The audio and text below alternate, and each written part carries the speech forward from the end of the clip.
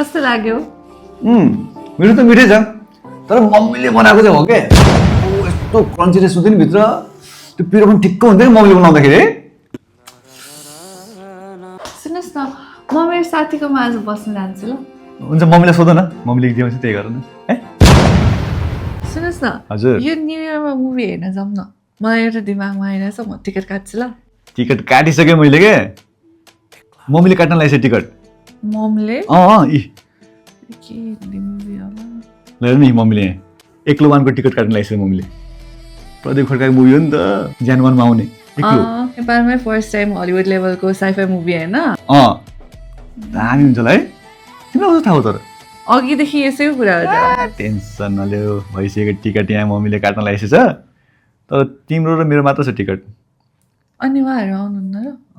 हामीले सँगै time spend गरोस् भनेर मम्मीले काटिदिन्छ फेरि छोरा बुहारीको लागि स्पेसलले